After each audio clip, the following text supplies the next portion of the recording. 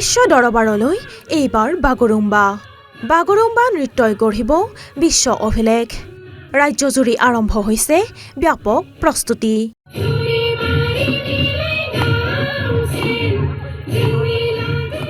অহা 17 জানুৱাৰীত গুৱাহাটীলৈ আহিব প্ৰধানমন্ত্ৰী নৰেন্দ্ৰ মোদী।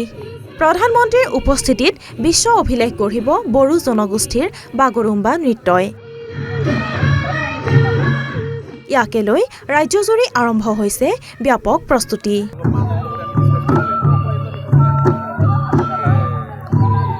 প্ৰধানমন্ত্ৰীগৰাকীৰ ভ্ৰমণকালত সৰুসজাই ষ্টেডিয়ামত বাগৰুম্বা নৃত্য প্ৰদৰ্শনৰ বাবে ৰাজ্য চৰকাৰে হাতত লৈছে এক বৃহৎ কাৰ্যসূচী। সোণাৰীত বাগৰুম্বাৰ পূৰ্ণ প্ৰস্তুতি।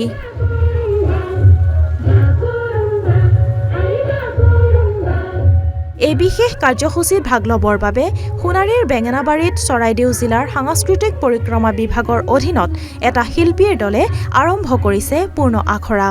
হয়, অসম চৰকাৰৰ সাংস্কৃতিক পৰিক্ৰমা বিভাগৰ উদ্যোগত আৰু চৰাইদেউ জিলা প্ৰশাসনৰ সহযোগত আজি আমাৰ চৰাইদেউ জিলা ভিত্তিত আমাৰ এইটো আখৰা যিটো আমাৰ বাগৰুম্বা অহা 17 জানুৱাৰী তাৰিখে গুৱাহাটীত প্ৰদৰ্শন কৰা হ'ব। আমাৰ শ্ৰদ্ধা নৰেন্দ্ৰ মোদী ডাঙৰীয়াৰ ওচৰত বাগৰুম্বা পৰিৱেশন কৰিব আৰু সেইটোৰ কাৰণে আমাৰ চৰাইদেউ ডিষ্ট্ৰিক্টৰ যিখিনি আমাৰ পাৰ্টিচিপেণ্ট আছে তেওঁলোকে আজিৰ পৰা প্ৰেক্টিচ আৰম্ভ কৰিছে আৰু খুব সুন্দৰভাৱে আয়োজন হৈছে আমাৰ ইয়াত।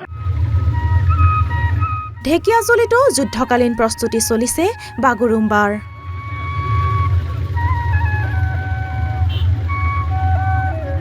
ঢেকীয়াজুলিৰ বয়জ হাইস্কুল খেলপথাৰত পূৰ্ণগতিত চলিছে বাগৰুম্বা নৃত্যৰ আখৰা।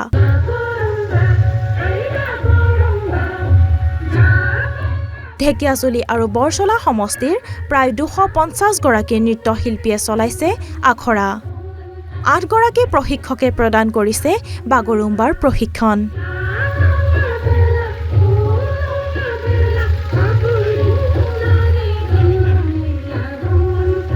শোণিতপুৰ জিলাৰ 550 গৰাকী নৃত্যশিল্পীৰ লগতে ৰাজ্যৰ মুঠ 10,000 নৃত্যশিল্পীয়ে বাগৰুম্বা নৃত্যত অংশগ্ৰহণ কৰি গঢ়িব বিশ্ব অভিলেখ। আমি আজি অত্যন্ত সুখী যে আমাৰ অসম চৰকাৰৰ নেতৃত্বত যে আমাৰ বাগৰুম্বা আমাৰ নৃত্য বড়োসকলৰ সেই বাগৰুম্বা নৃত্যখন বিশ্ব দৰবাৰত বা আমাৰ বড়োসকলক চিনাকি দিবলৈ কাৰণে অসম চৰকাৰ আমাক সুযোগ কৰি দিছে আৰু আমি বৰ্তমান বিভিন্ন জিলাত আমাৰ অসমৰ বিভিন্ন জিলাত প্ৰশিক্ষণ চলি আছে।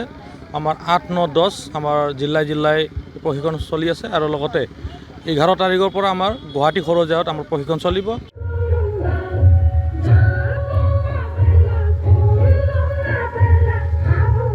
এইদৰে ৰাজ্য চৰকাৰৰ লগতে নৃত্যশিল্পী আৰু বাদ্যশিল্পীসকলেও চলাইছে ব্যাপক প্ৰস্তুতি।